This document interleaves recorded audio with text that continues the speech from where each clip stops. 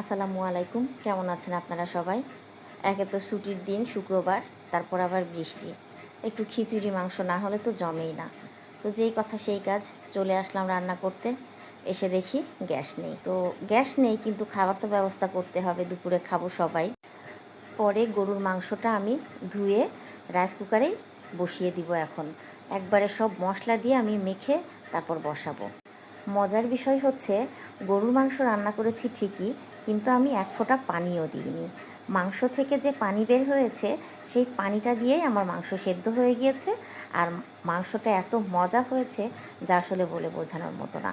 তো এখানে আমি আদা রসুন পেঁয়াজ বাটা দিয়েছি, জিরার গুঁড়া, হলুদ গুঁড়া, মরিচ গুঁড়া, ধনিয়ার গুঁড়া, স্বাদমতো লবণ আর তেল, এলাচি, দারচিনি আর তেজপাতা দিয়ে মাংসটা একবারে খুব ভালো করে আমি মেখে নিব।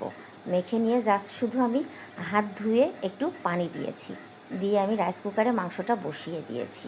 দিয়ে এরপরে আমি ঢাকনা দিয়ে ঢেকে দিব আর কিছুক্ষণ পর পর একটু নেড়ে দিব। রাইস কুকারে মাংস বসিয়ে একদিক থেকে ভালোই হয়েছে, কোনো টেনশন নেই যে পুড়ে যাবে। চুলায় যেমন পুড়ে যাওয়ার একটা ভয় থাকে, তো এখানে মাংসটা হয়ে যাওয়ার পরে আমি আবার রাইস কুকারে খিচুড়িটাও বসিয়ে দিয়েছিলাম একবারে মেখে। তো আমার খিচুড়িটা হয়ে গিয়েছে, মাংসটা হয়ে গেছে। মাংসের কালারটা দেখেন কত সুন্দর আসছে। আর মাংসের মধ্যে আমি আস্ত রসুন দিয়েছিলাম, এই রসুনটা দিলে মাংসটা অনেক টেস্ট হয়। আর এখানে আমি পটল ভর্তা করেছি, আলু ভর্তা করেছি আর আমের 2 রকমের আচার। আচার ছাড়া তো আমার বাসায় খিচুড়ি কেউ খাবেই না। ভালো থাকবেন সবাই, আল্লাহ হাফেজ।